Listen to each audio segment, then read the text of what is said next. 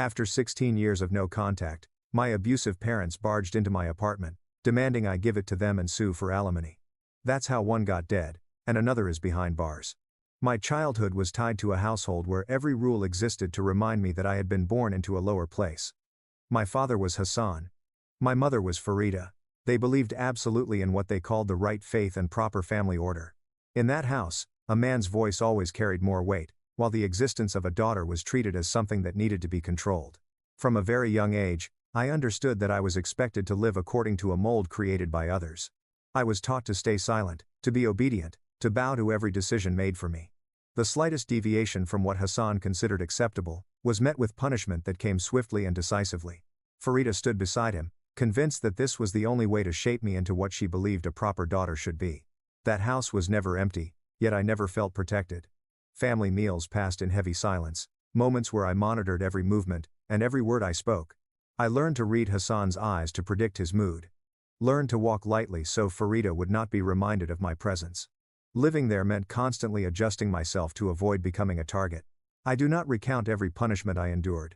What stays with me is how fear sank into my daily habits, how it forced me to grow up faster than children my age. I understood early on that showing emotion would only make things worse. So I chose silence. I chose to shrink inward. I chose to survive by making myself invisible. Farida often said everything they did was for my future. Hassan called it discipline. But during long nights curled up in that narrow room, I felt less like a human being and more like something owned. There was nowhere in that house I could call safe, even though it was the place I was born. As time passed, I learned to comfort myself, telling myself that if I were quieter and more obedient, peace would come. It never did. The boundaries kept tightening, until at 16 a final line was crossed, and for the first time I looked at Hassan and Farida, not simply as parents, but as people who held power over my very existence. In that moment, I understood that staying meant losing myself, while leaving meant stepping into an unknown world where I alone would carry the responsibility for my life. On the morning I decided to leave, the house looked exactly as it always had. Hassan sat there with his familiar stern expression, while Farida quietly went about her chores. No one asked where I was going, and no one asked whether I would come back. Perhaps in their minds, I had never truly belonged to that place. I stepped out through that door with a hollow feeling inside me. I did not take much with me, only heavy memories and a vague sense of determination. Everything I owned felt insignificant compared to the weight I carried within. Before leaving the doorstep, I turned back one last time. I searched for a reason to stay, for something that might convince me to turn around, but nothing came to mind. The house remained silent, unchanged, indifferent to my hesitation. In that moment, I understood how complete the separation already was. The absence of questions, the lack of concern, all confirmed what I had felt for years but had never fully accepted. I left home carrying nothing but a single thought: if I stayed, I would not survive. I left home in silence. And that silence lasted far longer than I had imagined. In the first days, I still carried a vague thought that Hassan or Farida would eventually look for me, at least to find out whether I was still alive. But my phone never rang out of concern.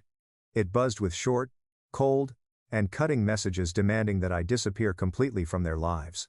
Hassan wrote that I had disgraced the family, that since I chose this path, I should never expect to return. Farida did not ask where I was. She repeated that I was ungrateful, that from that moment on, I was no longer her child. I read those messages in a cramped rented room under a dim yellow light, and for the first time, I truly understood what it meant to be abandoned. I had thought that leaving would be the hardest part. But being erased from my own parents' memory hurt more. I deleted those messages and then saved them again, as if I still could not believe they could cut me out of their lives so easily. Every time the screen lit up, my heart raced, only to sink again when I realized it was not a message asking how I was doing. I began my new life by taking any job that would have me. During the DIY I sold small goods, and at NIG, I rushed to a bar for extra work. I learned how to smile at customers, how to hide my exhaustion after long shifts. The money was not much, but it was enough for me to continue my education, the one I had almost given up. There were days when I returned to my room near dawn, barely lying down before the alarm rang again. My body ached, and my mind felt empty, yet I did not allow myself to stop. I knew too well that if I collapsed, no one would come to lift me up, not Hassan, not Farida, not any familiar arms. Studying was both a hope and a burden. I carried books to the bar and read a few pages between shifts, sometimes wondering why I kept pushing myself, for a better future or simply because I had no other road to take. The answer changed from day to day. But my feet kept moving forward. I began to understand that I had to build everything from the ground up, from meals and shelter to faith in myself. There was no one standing behind me to protect me anymore, but there was also no one standing in front of me to stop me from moving forward. This freedom came with loneliness, and I learned how to carry both at the same time. There were nights when I sat on my bed, listening to the traffic outside, my chest heavy with unspoken thoughts. I thought about what I had lost and what I might still achieve. I realized that the bond called family, the thing I had once tried so hard to hold on to, was far more fragile than I had imagined. It could disappear with nothing more than a few cold lines of text, in the middle of nights so exhausting they drained me completely. I came to understand a painful truth, and that truth stayed with me long afterward. I realized that some families exist only on paper. After everything that had happened, I understood that if I kept holding on to that fragile thread with Hassan and Farida, I would never be able to move forward. I made no declarations and sent no accusations. I changed my phone number, replaced my email address, and erased every remaining line of contact. It was not an act of retaliation. It was the only way I could protect what was left of my humanity. Once that decision was made, what I felt was emptiness more than pain. I had grown used to waiting for care from the people who gave birth to me, and accepting that it would never come felt like closing a door that had been rotten for a long time. I kept going to work, kept studying, kept living, but this time everything I did was for myself. The bar where I worked gradually became a familiar part of my life. There, no one questioned my past or judged my earlier choices. I worked hard, took shifts others refused, and used rare moments of free time to sketch designs that surfaced in my mind. Drawing helped me forget exhaustion and reminded me that I still had dreams. Kareem, the owner of the bar, was the first person to notice. He often stood watching me sketch for hours, asking about the ideas on the paper. He never spoke in empty encouragement. He listened and asked questions that forced me to think seriously about my own potential. Over time, he suggested that I try turning those sketches into real products. When I hesitated, Kareem told me about his early days in business, about how much it had once mattered to have someone believe in him. He did not see me as someone to pity. He saw me as a person capable of standing on her own if given a chance. After many nights of thought, I accepted the loan he offered, a decision that left me both frightened and excited. The first months were far from easy. I worked at the bar while sourcing fabric and learning to manage every expense, questioning whether I was taking too great a risk. Yet each time I thought of turning back, I remembered there was no one behind me to lean on, and that realization pushed me forward. My first clothing brand came into being quietly, without a launch event or loud congratulations, only carefully sewn pieces carrying my effort in every stitch. The money it earned did not make me wealthy overnight, but it was the first honest income born from my own ideas, and after repaying Kareem part of the loan, I used what remained to buy a small house on installments, not to prove anything, but because I needed a place that was truly mine. The day I signed the contract, my hands trembled slightly as I held the pen. The house was modest and tucked into a quiet neighborhood, yet it represented a stability I had never known, the first place I could return to without fear of being driven away or cut down by harsh words. Standing alone in the empty house, I thought about Hassan and Farida. I thought about the years I had spent trying to be acknowledged, trying to be seen, and I realized that the person who helped me reach this point in my life was Kareem, someone who shared no blood with me and had no obligation to help me. That realization left me silent. I replayed those memories slowly, feeling how different reality was from what I had once believed. The recognition I had chased for so long never came from the people who raised me. Instead, it came from someone who chose to trust me without duty or expectation. That contrast settled heavily in my chest. There are people who enter our lives not through blood, but through trust and kindness. Their presence is quiet, yet steady. And sometimes, they are the very reason we still have the strength to keep going. There are people who share no blood with me, yet I am grateful to them for a lifetime. The news about Hassan reached me on what seemed like an ordinary evening. A distant relative called, their voice half hesitant and half probing, saying his business had collapsed, that Farida was ill, that the old house had grown quieter than before. I set the phone down and stared into the empty space in front of me for a long time, trying to separate compassion from the remaining trace of humanity still left inside me. I had already cut off contact, built my own life, and found a place to call my own. And yet a single piece of news like that was enough to slow my steps. I told myself I was not going back to seek recognition. I was going back to see whether they were still alive. Somewhere inside me remained a fragile belief that time could soften rough edges, that people might eventually change. On the day I returned, the road leading into the familiar neighborhood looked the same, but everything inside me felt different. I stood in front of the door that had once closed off my childhood, my hand resting on the cold handle, my heartbeat slow and heavy. I took a breath and reminded myself that this was a visit, not a return. Hassan opened the door, his eyes passing over me as if I were a stranger. Farida sat in the corner of the room, her face more hollow than before, yet her eyes remained sharp. No words of concern were spoken. No one asked how I had lived, or what I had endured. The room was full of people, yet the distance between us was as wide as it had been the day I left. Hassan spoke first, his voice dry as he listed the mistakes he believed I had brought upon the family. Farida followed with familiar accusations, saying I had abandoned them in hardship, that I had forgotten my duty as a child. I tried to explain that I had sent money every month, that I had never fully turned my back, but Hassan scoffed, saying it was insignificant compared to what they had spent raising me. When I stood to leave and place some money on the table as all I could offer, Farida said it was too little. Hassan agreed, then looked down at the watch on my wrist, the one I had bought with the first money I earned myself, and told me to take it off so he could sell it, saying that too belonged to the family.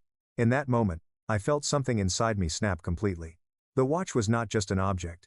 It marked everything I had endured. The long nights when I had pulled myself up from the lowest point on my own. Seeing Hassan treated as something he could take away so easily, made me understand that, to him, I had never truly been an independent person. I looked at Farida, hoping to find even a trace of hesitation, but she turned away. The room fell silent for a few seconds, long enough for me to realize that my final boundary had been crossed. I turned my back and walked toward the door, carrying the familiar emptiness with me, heavier than it had ever been before. Outside, the air felt colder than I remembered. I stood there for a moment, letting the bitterness settle. I had returned with a fragile hope, and I was leaving with a truth clearer than anything I had known before. I once believed that after all those years, they would change and love me more. After that bitter return, I did not look back again. I poured all my energy into work as a way to keep myself standing. My clothing brand grew slowly but steadily, expanding its customer base step by step, each new release more stable than the last. I learned to manage money carefully and to think beyond what was right in front of me. When my income became consistent, I realized I needed a safer path for the future. Real estate came to mind naturally, not out of grand ambition, but because I understood the value of having a roof over one's head. I remembered my years of drifting, the feeling of not knowing where I would sleep at night, and I knew there were many young people living that same reality. The first building I bought was not in an expensive area. It was old and needed repairs, but it was conveniently located for students who studied and worked part-time. I spent time learning the law, meeting repair crews, and personally overseeing every detail. My goal was clear: to create a safe place with low rent, enough for me to maintain it and for the tenants to have a chance at stabilizing their lives. The early days of running the building were busy. I met each prospective tenant, listened to their stories, and saw reflections of my younger self. There were tired faces and hopeful eyes. Each time I signed a lease, I felt I was doing something meaningful, even if it was small. Everything went smoothly until I noticed familiar faces appearing around the neighborhood. Samir, an old neighbor, happened to run into me while I was inspecting the building. He seemed surprised to learn I was the owner, exchanged a few polite questions, and left. I did not think much of it. Samir had known my family before, and I was used to keeping my past sealed. A few days later, my phone began ringing non-stop, with unfamiliar numbers, calls without introductions. When I answered, Hassan's voice came through, heavy and deep as I remembered, saying he knew I owned a building, that Farida had heard as well, and that they needed to meet to settle what he called what was right. I hung up without responding, knowing that every concession carried a cost, but they did not stop. One crowded afternoon, they showed up at the building, standing in the lobby and loudly calling my name. The tenants looked at me with shock and concern as Hassan spoke of the sacrifices they had made raising me, while Farida insisted it was my responsibility to take care of them in old age. They demanded that I give them an apartment in the building as compensation for what they claimed I owed them since the day I left. I tried to keep my voice steady and said I could not agree, explaining that the building was bought with my own money and that the apartments were meant for people who needed a place to live, but my words only fueled their anger. Hassan raised his voice, saying that my money was family money, and that I had no right to refuse. Farida stepped forward, her eyes no longer weary like the day I returned home, but sharp in a way that was frightening. She said that if I did not give them what they wanted, they would ask the law to intervene. From her mouth, the word lawsuit came out lightly, as if it were the most obvious choice in the world. The people around us began to whisper. I looked at the faces of my tenants and saw their unease clearly. I understood then that Hassan and Farida's presence was no longer just my private matter. It had started to affect others. That realization left me feeling both angry and deeply tired. I asked them to leave and said that any further communication, if there was to be any at all, would have to go through a lawyer. Hassan gave a thin smile and said I had always been good at running away. Farida looked at me as if I were a traitor, then turned to the people around us and retold the story in a way that favored them. I stood there listening to every word, realizing that my past was trying to cling to my present by every means possible. When they finally left, the lobby returned to its quiet state, but I did not. I sat alone in the small office, thinking about what had just happened. I had tried to build a different life, a different path, yet my success seemed to be the very thing that pulled them back into it. In that moment, everything became clearer than ever before. I realized they did not come back because of me. They came back because of what I have. After what happened at the building, I realized I had entered a different state of mind. Nothing inside me wavered the way it once had. The fear that had followed me throughout my childhood receded, replaced by a cold, hardened clarity. I understood that I had done enough, compromised enough, and that the only thing I needed now was peace for the life I had built with my own hands. In the days that followed, Hassan and Farida kept trying to reach me. They called, left messages, and appeared in places I never expected. I did not respond or explain myself further. Each time I saw their names light up on my phone, I felt only an empty space in my chest, where hope and fear once existed, now replaced by resolve. I thought things would end there, believing silence and firm boundaries were enough to make my final decision clear, but I underestimated the desperation and greed growing inside them. One evening, as I returned home after a long day, the doorbell rang repeatedly, urgent and relentless. When I opened the door, Hassan stood there with a tense expression, Farida behind him, her eyes fierce. I told them to leave and reminded them they had no right to invade my private space, but before Hassan could speak, Farida shoved the door open, and they forced their way inside as if the place had always belonged to them. The quiet room descended into chaos. Farida shouted that I had to give them money, hand over the house, or at least part of my assets. She said I owed them, that everything I had came from the fact that they had given me life. Her voice was sharp and relentless, every word pressing down on me with guilt. I stood still, watching them move through my home, touching the things I had struggled so hard to earn, and in that moment, I felt the violation clearly, not of property, but of my right to live on my own terms. I told them to stop and to leave, but Farida did not listen.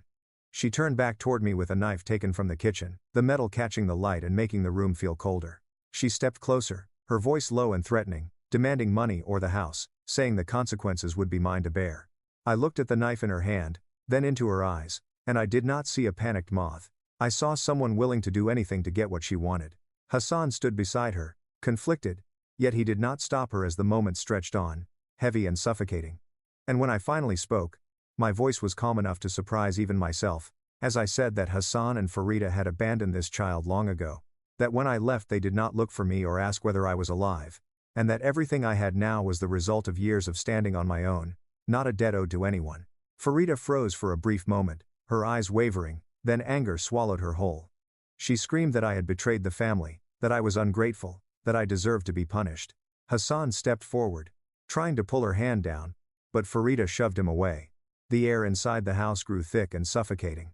I could feel my heartbeat, steady and slow, nothing like the fear I had known before. I understood that the final boundary had been crossed, and that anything said now only served to confirm a truth I had accepted long ago.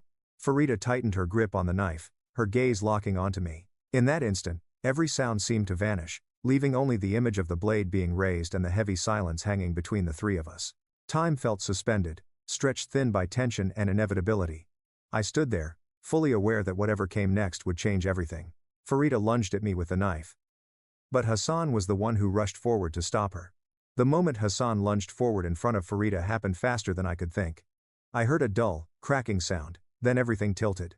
The knife slipped off its original path and drove deep into Hassan's side. He stiffened, his face draining of color in an instant, then his body collapsed heavily onto the floor. Blood spread across the tiles, dark red, and fast. Farida stood frozen, her arm falling limp as the knife slipped from her hand and hit the floor with a sharp, metallic sound. The house, quiet just moments earlier, plunged into chaos. I heard Hassan's breathing, ragged and uneven, heard Farida muttering something I could not make out. I dropped to my knees beside Hassan, my mind blank for a few brief seconds. Then my body moved on its own, as if following a script written long ago. I grabbed my phone and called an ambulance, forcing my voice to stay steady as I gave the address. My hands shook, yet my words came out clearer than I expected. Farida sank into a chair, clutching her head. She did not cry out, she only gasped for air, her empty gaze fixed on Hassan. I looked at her and realized that this moment had gone far beyond arguments and resentment. This was no longer a story about words. When the call with emergency services ended, I turned and called the police. The decision came quickly, not from anger, but from the understanding that everything had gone too far. I could not allow violence to continue in my life, even when both the person who caused it and the person who suffered it shared my blood. The sound of the ambulance siren cut through the heavy silence outside. Paramedics rushed in, checked Hassan, and placed him on a stretcher with practiced efficiency. I stepped back, watching with a strange detachment, as if I were witnessing someone else's life unfold. The police arrived shortly after. They separated Farida, and asked me concise questions about what had happened. I told them everything, step by step, my voice slow and even. Farida did not resist when they handcuffed her. She looked at me once, her eyes filled with confusion and fury, then turned away. When the ambulance doors closed and Hassan was taken away, the house became eerily quiet. I stood alone in the living room, staring at the bloodstain left on the floor, realizing that this place would never again be safe in my memory. I opened a window and took a deep breath, as if I needed the air to confirm that I was still alive. The hours that followed passed in a haze. I went with the police to finish my statement, then waited in a small room under harsh white lights, staring at my hands that still trembled slightly. I thought about what had happened, about Hassan rushing forward, about the knife in Farida's hand, about the boundary all of us had crossed. Near the end of the night, news came from the hospital. Hassan had undergone surgery in time. The wound was serious, but he was out of immediate danger. Hearing that did not bring the relief I had imagined. What remained was a long, hollow emptiness, as if a tightly drawn cord inside me had finally snapped. Farida was taken into custody for investigation. Her actions were classified as assault causing serious bodily harm. I signed the necessary documents and listened to the legal explanations, though my mind only absorbed fragments. Everything unfolded in proper order, cold and precise, much like the way life had operated around me for a long time. When I left the police station, it was nearly dawn. The streets were empty, streetlights reflecting off the damp pavement. I walked slowly, feeling each breath and every step as it landed. There was no rush, no panic in my movements. I simply kept walking, letting the quiet of the early morning settle around me. I understood that from this moment on, everything had changed. Not in a way that could be measured as better or worse, but in a way that could never be undone. I know that from that moment on, there was no way back. The meeting with Farida took place not long after. I walked into the visitation room calmer than I expected. The thick walls and cold lighting made the space feel distant, but it was a feeling I had grown familiar with long ago. Farida sat across from me, her frame smaller than I remembered, her eyes no longer sharp like the day she stood in my home with a knife in her hand. She spoke first, her voice hoarse and slow. Farida talked about mounting debts, about creditors pressuring her day after day, about the fear of losing whatever little she had left. She said the pressure had made her lose control, that she had acted in a moment of panic. I listened without interrupting, realizing her story sounded more like a belated explanation than a true justification. When she mentioned Hassan, Farida lowered her head. She said he had regained consciousness and had asked about me. Hassan sent his apology, saying he never imagined things would go this far. I heard those words with a strange detachment, neither angry nor moved. They passed through me like familiar sounds, ones I had replayed many times in my imagination but had never heard in real life. I told her that I accepted the apology. I said it plainly, without conditions. I understood that holding on to resentment would only keep me trapped in the old story. But as I spoke, I was also aware of something else taking shape inside me, something clear and unambiguous. That forgiveness did not carry love with it. I looked at Farida and thought about the years that had passed, about the moments when I had waited for a gentle glance, a question of concern, a sense of protection. Those things had never come, and now, even with an apology, I could not summon back what had been lost. Farida remained silent when I said this. She did not argue or plead.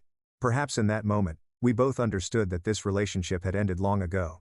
I stood up, nodded in farewell, and walked out of the visitation room without looking back. I visited Hassan afterward. He lay in the hospital bed, thinner than I remembered.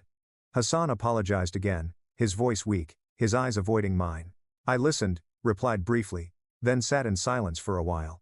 There was little left to say. Between us stretched too many empty spaces that a few words could never fill. When I left the hospital, I felt a different kind of lightness. It was not joy, but the sense of finally setting down a burden I had carried for years.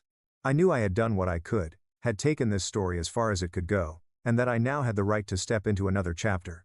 I returned to my home, and quietly gathered what I needed. I organized my work, delegated the management of the building, and spoke to those I needed to speak with. The decision to go abroad came naturally, like the next step that had been waiting all along. I did not see it as running away. I needed enough distance to look back at everything, to heal wounds I once believed I had learned to endure. I needed a new place. Somewhere the past would not appear on every street corner or in every unexpected phone call. On the day I left, I stood in front of my house and took a deep breath. I thought about the 16-year-old Amina, about the years of struggle, about the people who helped me rise, and those who hurt me. All of them were part of me, but no longer the ones deciding where I would go next. I locked the door, set the key down, and turned to walk away. Inside, there was an uncommon sense of calm, mixed with an unnamed emptiness I hadn't yet acknowledged.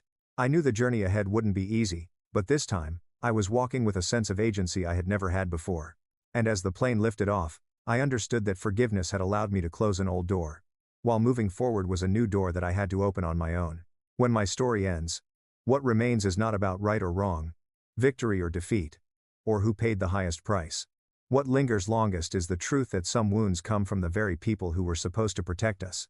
For me, forgiveness is not about going back as though nothing ever happened, but about accepting the truth, laying down the resentment, and allowing myself to keep living.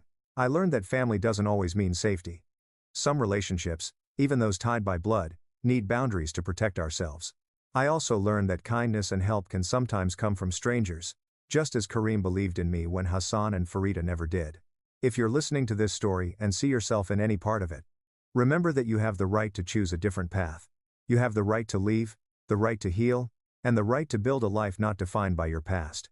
If Amina's story has made you reflect, follow the channel to hear more everyday stories, and share this one with those who may need a reminder that they are not alone.